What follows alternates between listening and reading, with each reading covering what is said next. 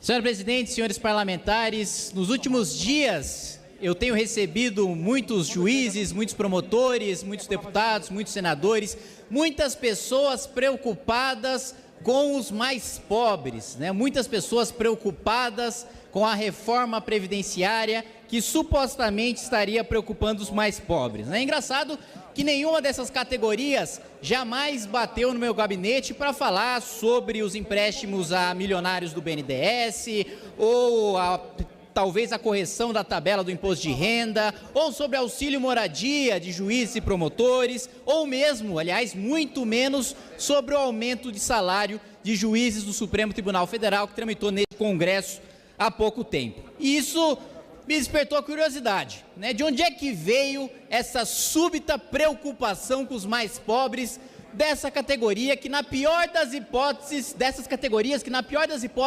recebem ali os seus 20, 25 mil reais por mês. Estudei a reforma, senhora presidente, e descobri que para quem recebe um salário mínimo, ou seja, para os mais pobres que essas categorias tanto dizem defender, as coisas não só não pioram, como melhoram.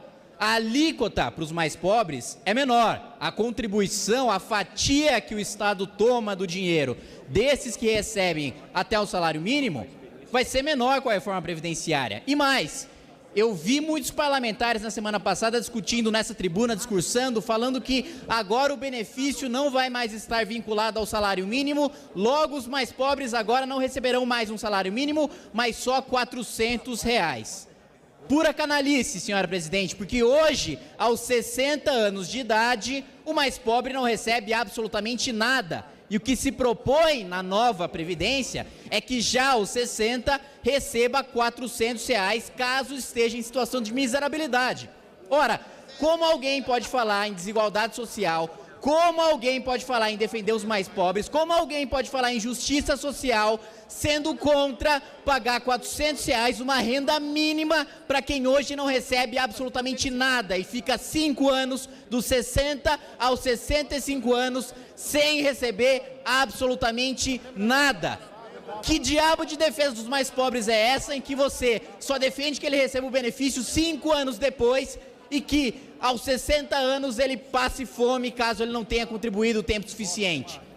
Outro ponto é o de que a idade mínima prejudicaria principalmente os mais pobres, de que os tais 65 anos seria uma judiação para diarista, para o pedreiro, para a dona de casa, para essas categorias mais vulneráveis. Mas fato é que hoje, e isso não precisa acreditar em mim, dado oficial do Ministério da Economia, do governo Dilma, inclusive, independentemente de governo, o método de cálculo é o mesmo, inclusive para calcular o déficit, desde Fernando Henrique é o mesmo, aprovado por essa casa e referendado pelo TCU, para os teóricos da conspiração que falam que não existe déficit, O pessoal que fez economia em Hogwarts e acha que é bruxaria, você diz que você consegue criar um superávit mágico ali na Previdência, O mesmo método de cálculo desde lá. Mas retomando o raciocínio, dizem que a idade mínima de 65 anos prejudicaria os mais pobres, mas hoje quem se aposenta por tempo de contribuição é justamente o mais rico, é justamente o cara que se aproxima mais ou do teto do regime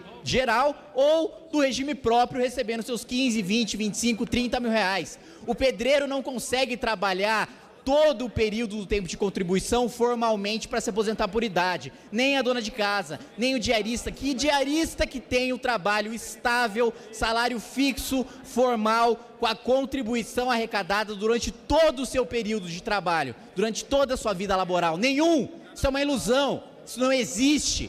Hoje, inclusive, para corroborar esse dado, os estados que têm as aposentadorias mais precoces são os estados mais ricos.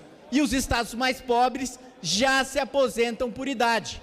Ou seja, não existe prejuízo nenhum para quem hoje se aposenta por salário mínimo. Pelo contrário, para quem hoje se aposenta com salário mínimo, vai haver uma antecipação do benefício em 5 anos e a alíquota vai diminuir.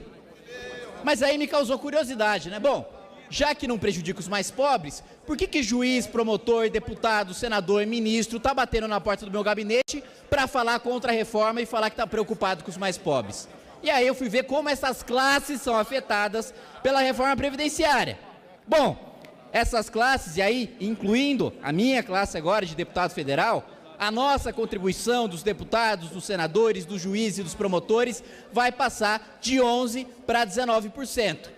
Essa classe recebe, como eu disse no início da exposição, pelo menos 20 a 25 mil reais. Não me parece fazer parte da camada mais vulnerável da população. Pelo contrário, hoje quem recebe 20, 25 mil reais ou mais, todos os parlamentares que estão aqui fazem parte do 1% mais rico da população. Lembrando, senhores, que a gente está num país pobre, cujo mais da metade da população recebe menos ou até um salário mínimo.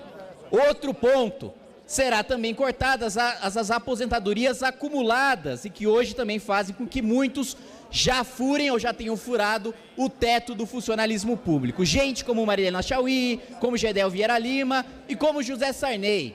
Para você que me assiste, você pagador de impostos, você que paga a conta, paga essa casa, paga tudo, você que não sabe, hoje você financia a aposentadoria de Zé Sarney pelo Senado de 30 mil reais, mais pensão de ex-governador de mais 30 mil reais. Esse tipo de coisa, com a nova Previdência, acaba. É essa proteção aos mais pobres que está sendo pregada. É a proteção ao mais pobre que ganha o salário de 39, 40 mil reais, que tem segurança, que mora em condomínio fechado, que os seus filhos estudam em escolas particulares, que tem convênio de saúde particular, que não precisa de nenhum serviço público e que diz que está protegendo os mais pobres, combatendo a reforma da Previdência. É uma hipocrisia escancarada para todos vocês que assistem, que pagam o imposto, que pagam a conta de quem fica aqui fazendo gracinha, obstrução para não votar nada, para não discutir nada, só para ficar aqui o dia inteiro votando obstrução.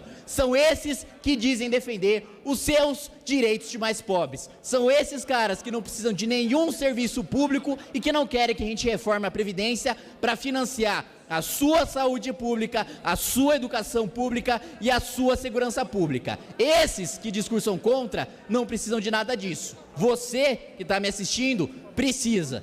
É uma escolha. Ou você defende um Brasil de parlamentares que defendem que a gente utilize o nosso já escasso orçamento para financiar os seus próprios privilégios, ou que a gente defenda um país em que o orçamento do Estado seja prioritário para o que deve ser prioridade, como saúde, educação e segurança, que sem a reforma vai continuar absolutamente sucateado. Obrigado, senhor presidente. Obrigada, nobre deputado.